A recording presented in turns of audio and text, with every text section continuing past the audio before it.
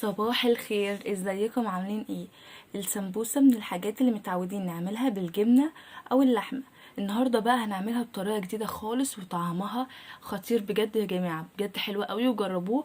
وما فيهوش دهون كتير ولا سمنة كتير ولا اللي هو تعبي منه، لا خفيفة كده وفيها خضروات وفايدة كده، بجد حلوة قوي، جربوها تعجبكم. وقبل ما نبدأ ما تنسيش تشتركي في القناة وتعملي لايك، عايزين نوصل ل1000 مشترك. اول حاجة معانا بصلاية صغيرة هقطعها قطع صغيرة مش كبيرة، قطع صغيرة. وهجيب كوساية وجزراية هغسلهم كويس قوي واقشر الطبق اللي بره، وابشر الكوساية وابشر الجزراية ابشرهم كويس قوي. ما اقطعهمش عشان تستوي معايا بسرعة. بعد ما هقطع البصلايه قطع صغيره وابشر الكوسه والجزر هركنهم على جنب. اجيب بقى السر بتاع الوصفه، هجيب بصلتين هغسلهم كويس قوي واحطهم في ميه ومعاهم نص معلقه من الملح، واسيبهم حوالي ربع ساعه كده لحد ما يستووا. ممكن نص سوا عادي، مش لازم سوا كامل يعني تمسكيها كده تلاقيها طريت في ايدك وتعرفي تقشريها. بعد ما تتسلق كويس قوي هقشرها واجيبها اقطعها بالسكينه قطع صغيره مش كبيره، لا قطع صغيره. في الوصفه دي بنستعمل بطاطس قطع صغيره.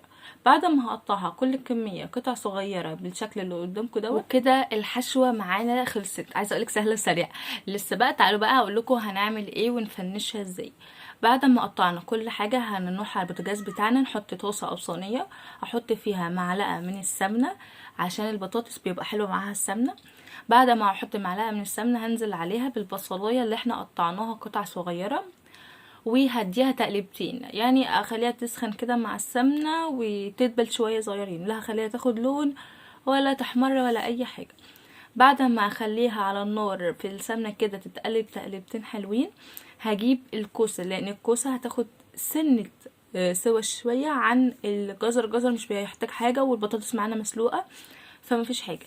الكوسه هنحطها عشان نسيبها شويه على النار كده حوالي 3 4 دقايق مع بعضها مع البصل كده عشان تدبل كويس. بعد ما هننزل بالكوسه، الكوسه ما تقلبيهاش كتير يعني وتسيبيها على نار من صغيره عشان ما تنزلش الميه بتاعتها، لا قلبيها تقلبتين كده ويخلي النار متوسطه وانتي حاطه الكوسه فيها، عشان الكوسه من الحاجات اللي بتطلع ميه كتير. بعد ما احط الكوسه هقلبها مع البصل كده تقلبتين، واول ما الاقيها دبلت معايا، يعني دبلت كده تلاقي الكوسايه مش ماسكه نفسها، لا دبلت شويه كده معاها، مش هتاخد وقت منك خالص. عايزه اقولك ان الاكله دي من الحاجات اللي مفيهاش دهون كتير يعني، وخفيفه على وانت بتاكليها كده، خفيفه جدا، طعمها حلو. بعد ما احط البصلايه والكوسايه واسيبهم على النار يدبلوا، هجيب التوابل بتاعتنا. بصي حطي التوابل اللي انت بتحبيها، اي توابل.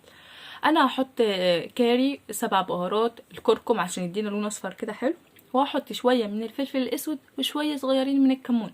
عايزه تخليها لونها احمر حطي بابريكا وبلاش كركم. وعايزه اقولك كمان ان انت تقدري تحطي اصلا فلفل الوان، اخضر احمر اصفر براحتك تماما، بس برضو هتقطعي قطع صغيره، دي حاجه ترجعلك.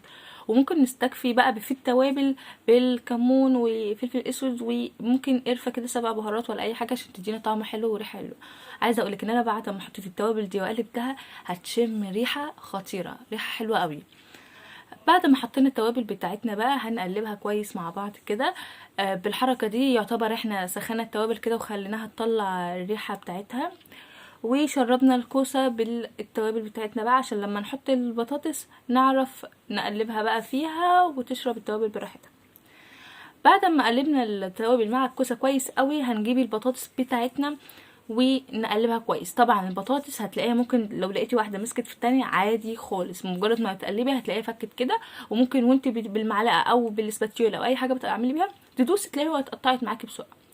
هنديها تقليبه كده مع بعض، طبعا مش هتاخد اي وقت. عايزه اقولك الوصفه دي تاخد معاكي على النار 10 دقايق بالظبط، 10 دقايق حرفيا. وبعد ما نحطها هنحط بقى الجزر.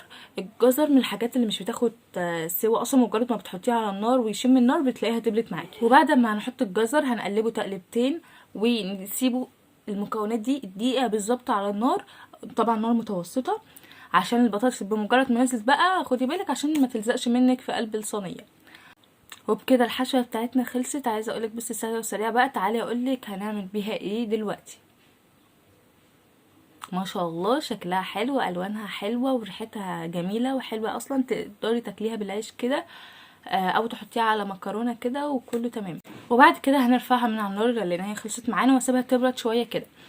وهجيب طبق معانا صغير احط فيه معلقه من الدقيق، وهنزود الميه حبه بحبه صغيرين، وهقلبهم لحد ما نوصل لقوام لا هو تقيل ولا هو خفيف، متوسط.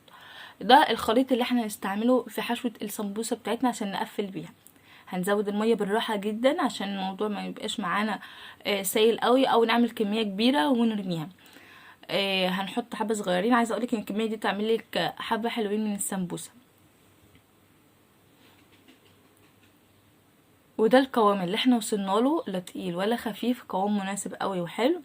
هجيب بقى الحشوه بتاعتنا والسمبوسه والخليط.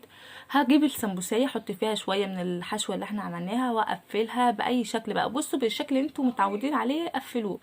وبعد ما نحشيها كلها بنفس الشكل، بصي بتقفليها بالخليط اللي احنا عملناه. ده بيساعد ان الورقه الاخر حته في ورقه السمبوسه تقفل كويس قوي، وما الورق ما يفتحش مننا ولا العجينه اللي جوه او الخليط اللي جوه يخرج. هنعملها بقى، هنخلص كل الكميه اللي معانا بالشكل اللي قدامكم دوت. نقفلها، بس اهم حاجه واحنا بنقفلها نقفلها كويس عشان خاطر الخليط يخرج ولا حاجه تقطع ولا حاجه تنزل وتحرق الزيت وتلاقيه بيطرطش عليكي كده. وبعد ما نخلص بقى كل الكميه اللي معانا دي، هنروح تاني على البوتاجاز ونجهز الصينيه ونحط فيها شويه من الزيت، مش كتير، عشان نقلي فيها السمبوسه. ممكن تحطوها في الفرن، ولو عندكم اير فراير تحطوها، ولو عندكم الساندوتش ميكر تقدروا برضو تحطوها فيها. ما تحطيش زيت كتير. وعايزه اقولك السمبوسه من الحاجات اللي ما بتاخدش وقت نهائيا على النار، مجرد ما بتحطيها بتيجي تقلبيها تلاقيها خدت لون، فتبعيها وما تسيبيهاش وتنسيها عشان ما تتحرقش منك. وهقلبها كده. عايزه اقولك ان انا بصي مجرد ما قلبتها كده اروح ارفع واحده تانية دلوقتي هتلاقيها اخدت لون. فدي من الحاجات اللي بتاخد لون بسرعه، و ما بتقعدش على النار كده على ما تستوي ولا اي حاجه، لا، وبتعملها كمان على النار عاليه عشان خاطر ما تاخدش منك لون. وكده خلصنا معانا كل الكميه. عايزه اقولك طعمها خطير، مقرمشه، لونها حلو، طعمها حلو وخفيفة. وبجد تجربة حلوة ولذيذة هتعجبكم. لو احنا زهقنا بقى من خلطات الجبنة واللحمة المفرومة وعايزين حاجة جديدة، دي اقتصادية جدا ولذيذة وطعمها حلو وموفرة، وبتعمل ما شاء الله كمية. العجينة كمان لو بالبطاطسايه والكوسايه والجزريه، بص عملت كميه ايه. وخلصنا بقى، متنسيش اشتراك الحلو وتعملي لي لايك. باي.